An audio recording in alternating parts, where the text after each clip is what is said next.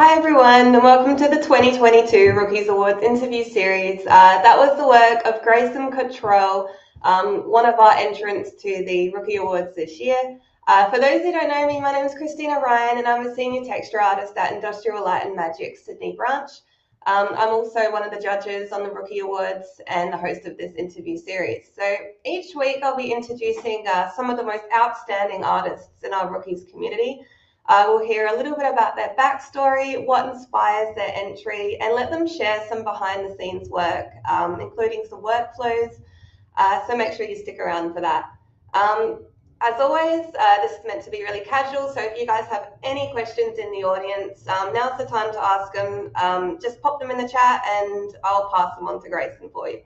So I'm going to go ahead and bring up Grayson now. Hello. Hi, Christina. Thank you so much for having me. Of course. Thank you so much for being involved today. So Grayson, I've been really excited to meet you. Your show reel is absolutely stunning. It was really, it really stood out to us judges. So I was just hoping you could just start off by telling us a little bit about yourself. Yeah, for sure. Well, first, thank you so much. It means a lot. Secondly, I'm a technical artist at Naughty Dog. I graduated from Noman down here in Hollywood a little over a year ago now. I moved out here to LA from Boulder, Colorado with my best friend. We've just been kind of doing our own thing ever since and chasing our dreams and whatnot. So here I am now. Wow, well, that's incredible. So you said you moved here to work to study at Noman. Can you tell us all a little bit about your school and how that went for you? Yeah, for sure. So I had started off, well, I guess before school, I had wanted to be a fitness influencer, which was, Nice. it changed from there. I wanted to be famous on Instagram for a while. That was the dream when I was young. That was the goal. Plans have changed since then, but I had started off by making YouTube videos teaching people how to work out and whatnot. And so from there, I had used like Final Cut Pro and After Effects, and started learning a little bit about software. But my plans were still to be a fitness influencer. That was the goal. From there, I actually had saw an ad for Cinema 4D, and I thought that was the coolest thing ever. It was like showing off this really awesome liquid simulation, and I really wanted to learn how to do that. And that was kind of like my introduction to 3D. And I'd shown a couple teachers I had in high school it, and they were super supportive, and I found Noman from there. I had joined Noman to be an effects artist, but I fell in love with the gaming industry and making video games and whatnot. So from there, I was lucky enough to land an opportunity here at Naughty Dog. Wow, that's absolutely incredible. So, I mean, at what point did you decide that, you know, visual effects was, well, sorry, game art was where you wanted to go? So you said you wanted to be a fitness influencer. Was there a key moment where you remember just going, you know, I want to change out of this and I want to get into this? Yes, definitely. It was definitely when I saw the Noman student reel. I don't remember how I landed upon it. I was probably just perusing YouTube, but I saw all this awesome student work. It was the 2018 reel, and I just knew it. I knew I had to do that. It was awesome. There was like robots and spaceships and lasers and explosions and stuff, and I was like, I need to learn how to do this. Oh, so good. No, I love like asking that to people. Everyone always has like a key moment, or like a show or something that inspired them. I always love hearing that. So you mentioned you're at Naughty Dog now. That's so exciting. Could you tell us a little bit about that? And I mean, obviously, I don't know if you can share everything about what you're working on, but perhaps tell us a bit about your role there. Yes, for sure. So what I'm currently working on hasn't is under NDA, but we just launched, or not launched, Last of Us Remake Part 1 has just gone gold. So that was really exciting to work on. That's what I've been doing for the past year now. I've been working as a technical artist, working on a lot of interactable objects. So, you know, if you shoot a barrier or something, or bump into a table, I'm responsible for setting up the physics on that stuff and making sure that the environment really feels like you're living in it and you can interact with it. What would you say would be your favorite project you've worked on? Would it be The Last of Us? Yes, I mean that's the only thing I've worked on so far. Okay, But so it was a long show then. yeah, definitely. It was a pretty big production, and it was cool to be a part of that. Wow, that's so cool. I played most of the first game. Haven't gotten on to the next one. Yes, it is definitely, it's been really great to work on. It's a really beautiful game and really fun to play. Oh, no, I've heard so many positive things about it. So, Grayson, I was hoping you might be able to share a little bit more about your Rookies Award, your entry to the Rookies Award. Could you just tell us a little bit about your entry? I'll share the screen and I'll just show some pictures up as we talk about it. For sure. Up at the moment. This was something that, we all saw and were like, whoa, this is so cool. Oh, thank you. Let's see, do we want to talk about like why I entered it or just about my submission in general, or? Oh, look, anything you like. Was there something that inspired the entry perhaps? Yeah, for sure. Well, Noman had really pushed and advertised and said that we should all do it because it's a really great opportunity to make connections and be a part of a community. And I had seen a lot of the upperclassmen doing it before they graduated, and they had all these awesome pieces put together. And I really like I like the awards at the top, like the little banners that everyone gets sometimes. I think those are the coolest thing. So I wanted my own little badge. That was yeah, I wanted a badge. But yeah, all my friends were doing it at the same time as me. It was just a really great thing to, see all of your work put together in one long post and really see how much I've grown. So it was a great experience to do. And in terms of like the whale itself, what gave you the idea to come up with it? So there was actually a concept artist that has a bunch of awesome work on ArtStation. His name's Stefano Bertelli. He does a lot of Photoshop work and creates a lot of mech animals. And I saw this one and it looked the most complicated and the most hard to make. And I liked the idea of that challenge. And so that's kind of what set me out to do that. And I've always loved sea life too, so that helped for sure in making the decision to go for this. And it seemed like a great way to sort of exercise my modeling skills and kind of push myself to see what I was capable of. Oh, it's absolutely, just looking at the model now, it's absolutely insane the amount of details. In terms of the design process, I mean, I can imagine that would have been quite challenging. I've done a robot once before, like a model, mostly texture. But the model process was incredibly difficult because you sort of have to make sure all of the pieces fit together and could move as well. So would you say that, the pieces in this would move or could be rigged? Was that quite challenging? Yes, it definitely was a challenge because the concept was fairly stylized and the proportions were not whale-like at all. Like it looks great from the one angle. It's like a side shot and it's very bent and forced perspective, and so it was a lot of having to make up my own pieces and kind of think about what I thought would be cool on a whale. So it was, a lot of making up my own meshes. And I have a really really talented concept artist friend that we would hang out on Skype calls a lot and just talk about cool ideas for like how the whale would fit together and stuff like that. So I definitely had to plan from the beginning to make sure it was animatable. Yeah, and I imagine you would have had to gather reference for mechanical parts and how they would work and things like that as well, going through this. Yep, and lots of whale reference too. Lots of anatomy had to be figured out too. Wow, what a cool way to blend sort of like creature modeling and hard surface modeling. Such a good idea. Could you tell us a little bit about what programs you used and what software you used to create this?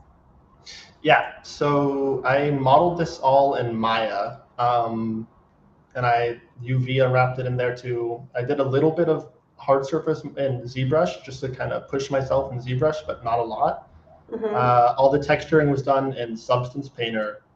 And then for a later project, I ended up making a game resed version of this that I could put into Unreal Engine. But that was a completely different thing. It was that, yes, that was the software used. Unreal, Maya, and Substance Painter. Lovely. I'm just showing the turntable now.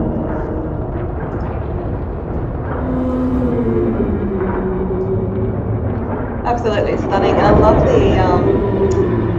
the animation and the way that you presented it as well. It's not just a regular turntable, so yeah, well done on the presentation of this one. Thank you so much. Yeah, and then it was rendered in Redshift as well. Nice. Oh, Redshift. How did you find that? I have, well, actually, my former teacher and now lead is a big advocate for Redshift because it's so fast and it's like, way faster than a lot of the other rendering software is out there. And I needed that. It still took like 4 hours to render a frame or my final shot, and even in Redshift. So I knew there was just no way I was going to do it without GPU accelerated software rendering engine. Yeah, no, it's so good. I've got a little bit of experience in Redshift, and it was just insane what you could produce out of it. So yeah, glad you were able to get your hands on that and get learning that. I'm just scrolling through some of your other entry points as well. If there's anything that jumps out you want to talk about. So we've got a piece here which was really exciting. And we've got this game environment. Would you better tell us a little bit about your environment? Yes, sorry, you can hear the ambulance The ambulance? outside. The joys of living in Hollywood. yes, exactly. Always something going on. Yeah, we could talk about this lava one. This was really fun to work on. This was a Unreal project that I had made. This was a really big push for me in terms of a lot of technical aspects. I had used a lot of different software here to work on this. Obviously, it was showcased in Unreal, but I had to do a lot of work in Houdini as well as Maya to sort of make the environment come to life. Yeah, you can see here the wireframe. And then for the lava in the background, I had to do a lot of simulations and figure out how to import that into Unreal. So that was a really challenging but fun process to get my hands on. Wow.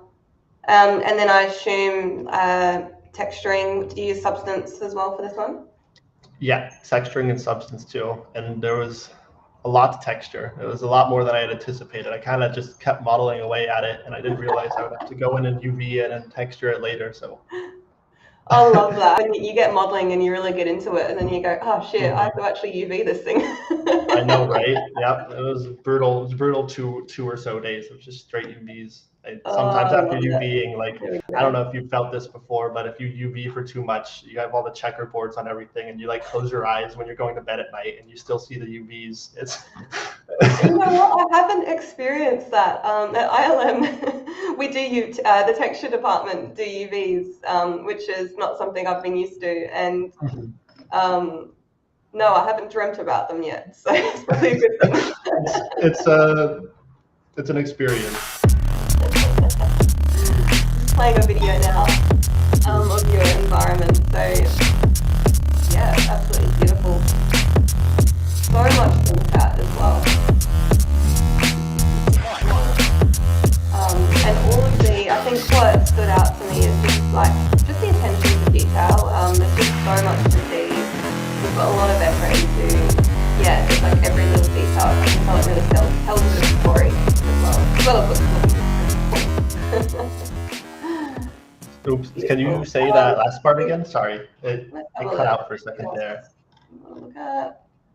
All right, well, what we might do, I'm thinking at this point, now that we've sort of had a look through your entry and we've got a bit of a, a bit of an idea of what your work looks like, I was wondering if you would mind sharing your screen, and hopefully we could show people a little bit behind the scenes of how you created this cool stuff. Yeah, for sure. I would love to do that. I think we got it open. Awesome. There we go. Go ahead. Cool. Yeah, I guess we can start off with this. This was a lot of fun to work on. Let's hope. Yeah, cool. Okay, we can stream and play at the same time. Awesome. Let's see. Do we have? Yeah, I guess I could showcase kind of the making of this portal here and sort of some of the steps I've gone through to make that. Let's see, Wow. what should we start with here? We can, oh, there we go. Cool. Yeah, so we can solo off some of the layers here. Yeah, okay. So let's start with, oops. Oh, there we go. Cool. Yeah, okay. So you can see sort of there's a lot of different layers that gone into making this portal. And a lot of different textures I had to create. And there was just sort of a lot of layering as many things as I could on top of each other to sort of get a complete effect. So I'll just kind of go through some of these. You can see we also have some lightning I worked on the side. That's done with the particle system and flipbook sprite texture. So they're all animated textures, are they? Yeah, they're all animated textures. I had created a mesh in Maya, and it's a sort of torus shape you can see here, and UV'd that out to be a perfect grid, and then ran a. So the texture just looks like a bunch of lines on a vertical. In Photoshop, it's just a bunch of vertical lines, and I'm just panning that down this mesh. Yeah. And sort of giving it that vortex effect here. Well, I'm not sure what that one is doing, but and then you put them all together and you kind of have something that feels alive. And Yeah. to bring a particle system here, which I actually haven't dove into. We get this whole thing here. Yeah, and then for the textures in the ground and everything, this is all modeled in Maya again in Substance Painter, sort of giving it the finishing touches. Let's see, I might have also imported the whale in here. Oh, that would be awesome. I'd love to see that. Sure, if I have, otherwise I have it in a Maya file, but I'm not sure if it's, oh, cool. Okay, let's see.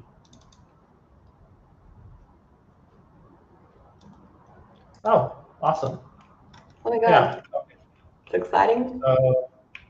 Oh, look at go. It's moving and everything. Yes, the remodeling, it doesn't look as glorious as rendered in 4K with redshift and lighting and whatnot, but I ended up remodeling another ambulance. More chaos. Not sure if you can hear that or not, but yeah, it's all good. All right. Yeah, so it took me probably 3 or so weeks to completely remodel this in order to get it into Unreal. Mm-hmm. It started off at 3 million polygons, the original mesh, somewhere around there, maybe 7 even. But I was able to get it down to, I think, 150,000. I'm not sure if I can show the wireframe or not. I guess we could go into Maya and show that off. Yeah.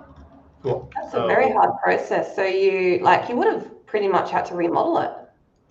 Yeah, it was. I mean, luckily I was able to sort of quad draw and take these parts over here and trace them to recreate a much lower res version of it. But it was still very, very tedious. Oh yeah.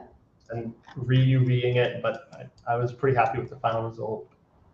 Mm-hmm. I think the animation plays here too. It's a little bit broken, but gets the point across. Mm-hmm. Did you have to retexture it as well? Yes. Luckily, I had saved a lot of the materials in Substance Painter as smart textures, so I could kind of reapply things. I had to hand draw some things again, but it wasn't the biggest problem. It was a lot easier than I thought. And I used this mesh to bake a lot of the detail onto it. So you can see, I have obviously way too many polygons for a game mesh, and I was able to just put all of that onto this right here and sort of gave it the same effect. Yep, just simplify it. Yep. Yeah. Nice one.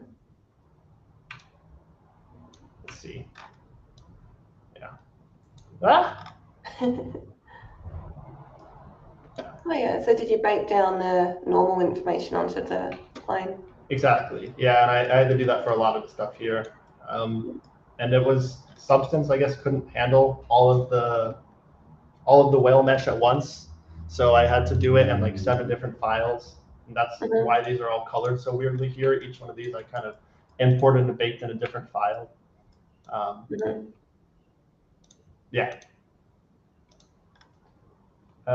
We could also go on to the lava one if we would still like to do that. Yeah, 100%. I love this is the best part of the interview, is having a look at the work.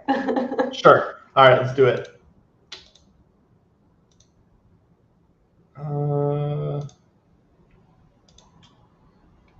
Yes. All right. Please don't crash, computer. You guys always make me want to get into Unreal Engine. I've only done it once, like in school, and it was just so much fun. I know, right? It's like a game, like building your own. I don't know. It was just something so different about building something you can walk through. Right. It's and the real time aspect of it too, like just getting like the instant gratification. Yeah. Oh man, it's Are you chugging. working with the latest Unreal? Not for these projects, but I am for some projects I'm working on currently or starting. There we go. Finally, it was chugging. The scene, unfortunately, is, well, it was running a little bit better earlier. Let's see. I'm surprised at how quickly it opened up, to be honest. Remember you talking to someone from visual effects, things take so long to open. I know, right? And move. Let's see, I think I can turn off ray tracing as well. I have from here, and I think that's nice.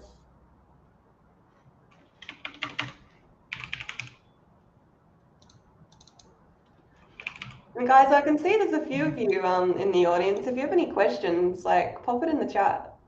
Good opportunity if you have if you want to know how any of this was done, or if you want to recreate something like this yourself. Hello. We're looking to turn off ray tracing because I think this is running super slow because we're all good. Streaming at the same time, but there's a box that we are looking for here. There it is.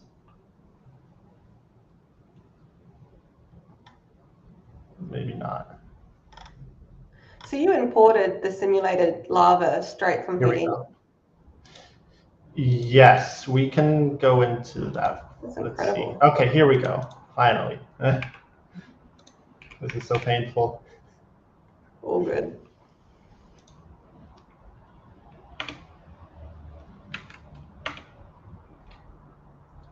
You can do it. Turn it off.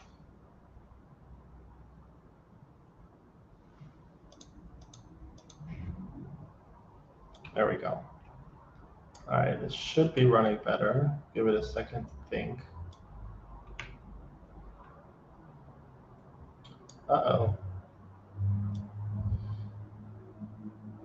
Well, it was running great last night. I'm not sure what's going on here. Don't stress too much. Even if you just wanted to talk about what you wanted to share, you can just have it in the background. Sure. Yeah, we can do that. I'll close that too. That might also be part of the problem. It's having 2 Unreals open, but for sure. Yeah, so, oh, there we go. Okay. So there was a lot of aspects of Houdini that I brought in here. For one, the most obvious and biggest thing was the lava. I had done that with a fluid simulation I had made inside of Houdini, and I was able to export that out using vertex animation textures, which I think are really cool piece of technology. I don't completely understand them, but I was able to get it work. And I guess what it does is it puts the it imports this fluid simulation as a texture, which makes no sense to me. It imports it with I don't get how it works, but it does work, and I was able to figure that out. So it just saves on mesh like Polygon, is that right? Yes, and I don't think Unreal will be able to handle a fluid simulation. Well, that's what I was wondering. How did you get that in from Houdini? It imports each polygon is rendered as one pixel on the texture. And so Yeah. the texture has like a R, G, and B, right? And so, Yeah.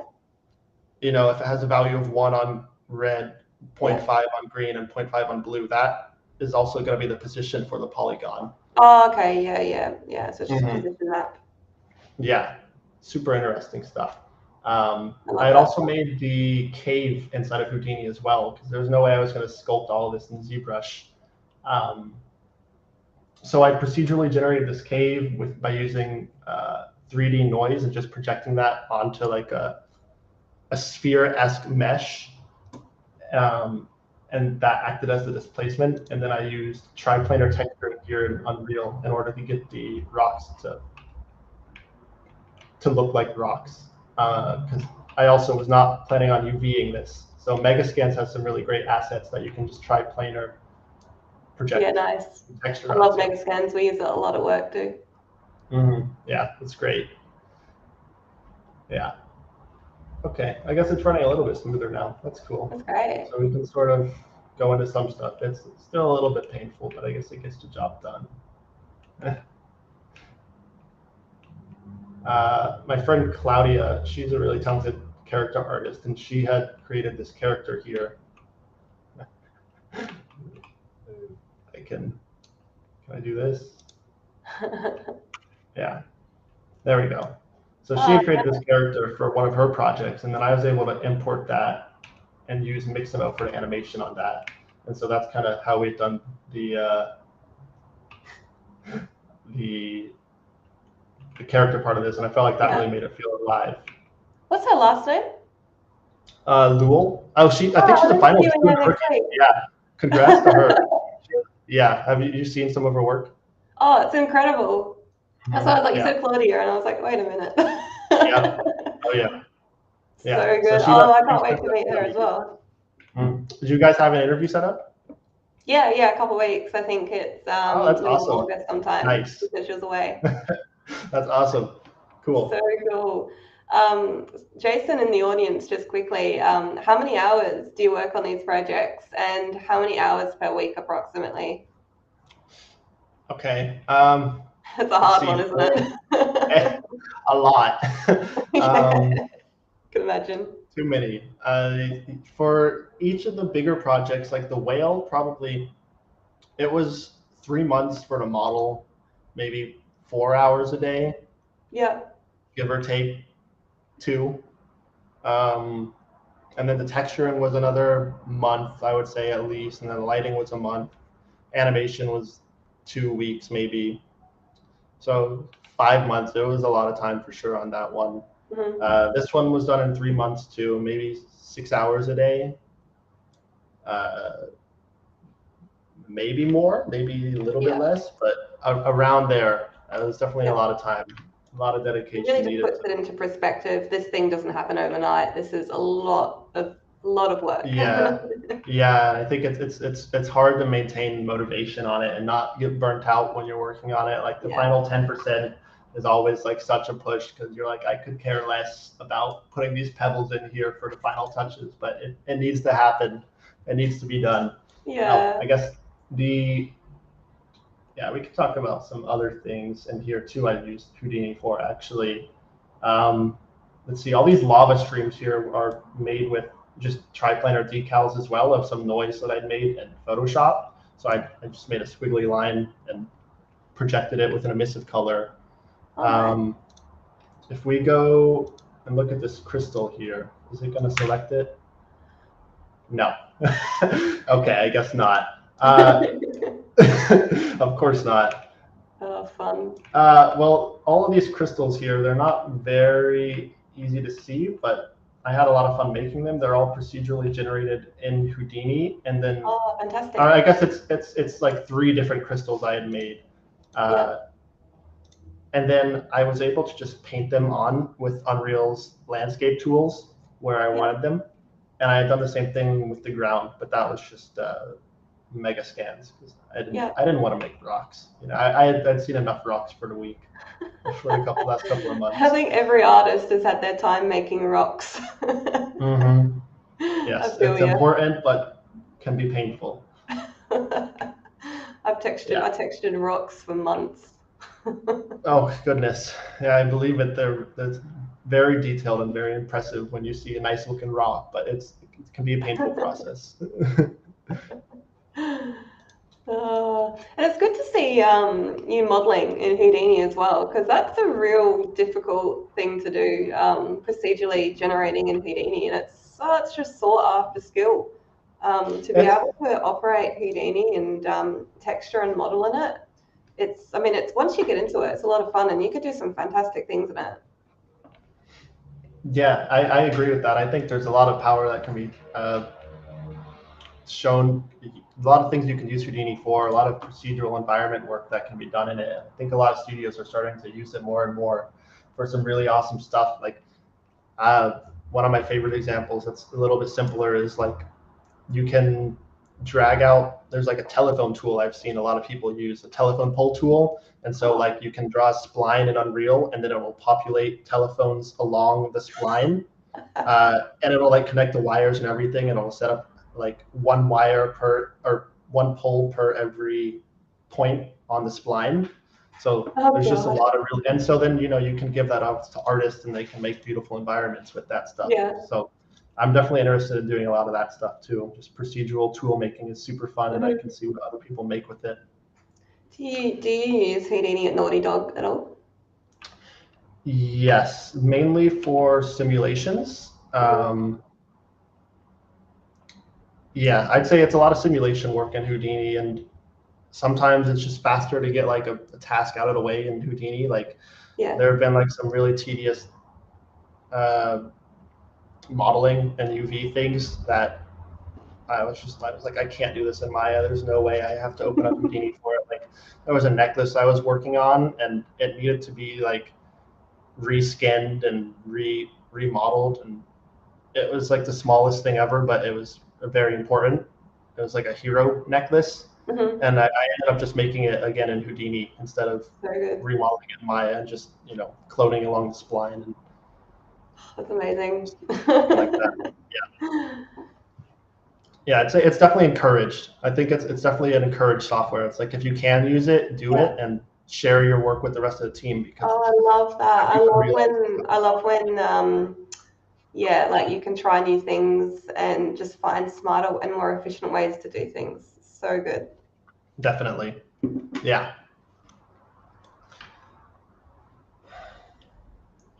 Wow.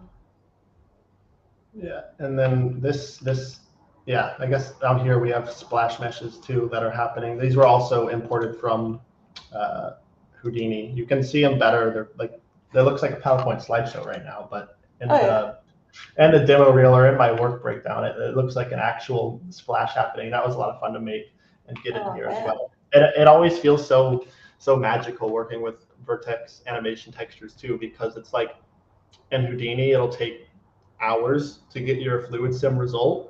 And then you play it in Unreal at real time, and it's just crazy because usually it'll take so long to even see what you're working on. So even getting it in real time it's a really good feeling.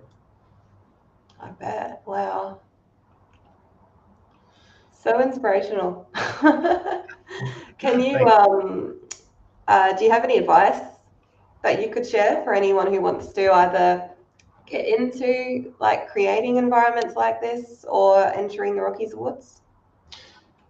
Yes, I think the most important thing for me when creating environments is planning them out correctly and sort of mediating yourself, I guess I would say, and kind of keeping a watch on as to like what you need to be doing. So like before I start any big project, I always like to make like a week by week plan, or even day by day if it has to be a shorter plan. But and for the first week I'll try, like usually when I start on big projects I'm like scared too. Like I'm like, how am I ever gonna do this? So I like to like scroll through Pinterest a lot and just find inspiration and create fun mood boards for stuff, and that usually gets me inspired and hyped up and ready to work. And then I sort of just chisel away at like the easiest things first, and once I kind of feel confident that I've done something worthwhile, I move on to the bigger challenges. So it's a lot of rebuilding confidence, and I think it's a lot of emotional, just being brave enough to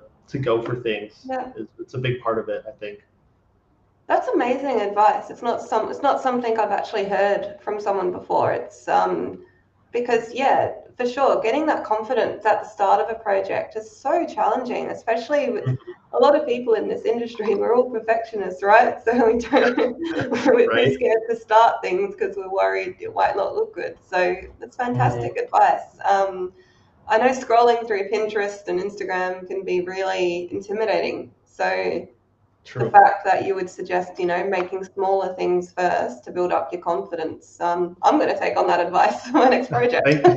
That's great. Yeah, I forgot what I was going to say, but thank Sorry, you. I was talking. It's gone. It'll come back. Oh, right. Yes.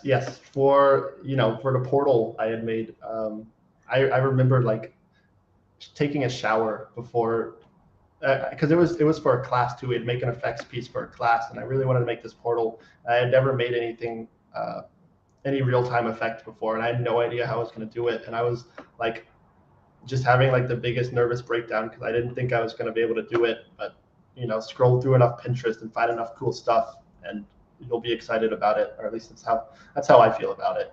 Mm-hmm. Get a bunch of pretty pictures together. Yeah. Helps you sort of formulate your ideas and put everything together, right? Definitely. Yeah. Did you do the same thing for this environment? Yes, it took me so long to find the right concept too. There's a really cool concept piece I found. I wish I had shared it in the post. I'll have to find it again. But it made me, I was playing Doom Eternal at the time, which is a great game. I think it's very pretty if you've seen any footage of it. So this was a lot inspired off of that. And I found a concept piece that was similar enough to this that it got me super excited. And I was like, oh, I could implement effects in here and do lava waterfalls. And I saw a lot of opportunity with it. So that's sort of how I guess I got started with it, which again, it's just Pinterest all the time. Just find the cool things and make sure you're really excited about your concept before you start, because I guess it's a little bit different when it's professional work, but when you're working on personal work, it's super important to have that inspiration, I think. 100%. Have you ever used PureRef before? Yes, my favorite software. Yeah. Yeah. I love it. Nice. Yeah, that's where I put I just drag the Pinterest images over to PureRef. Yeah. Oh, I use it all the time at work. I was going to say it's so good for inspiration. Mm-hmm. What do you mind if I ask, like what sort of stuff you're texturing and working on at work? Oh, I've got to be careful. So there's a lot of things I can't share, like what we're currently doing. But all I can say is we were working on Dungeons and Dragons. So Ireland, we're on that one. Nice. Oh, that's awesome. The stuff we're currently on, we can't share, but we did that one. And before that, I was on Batman. So I worked on. Do you remember the wingsuit flying down? I don't know if you've seen the movie, but of course, yes. So you know when he's on the clock tower and he jumps off with the wingsuit? Oh, that's awesome. Dang. Texture and that. you were working on texturing that? Nice. That's awesome. That was a lot of fun. That was my first one of my first big like digital double things. So that was a lot of fun. Oh, that's sweet. Yeah, dang, what a great thing to start on. Yeah. It's so like iconic too. Nice.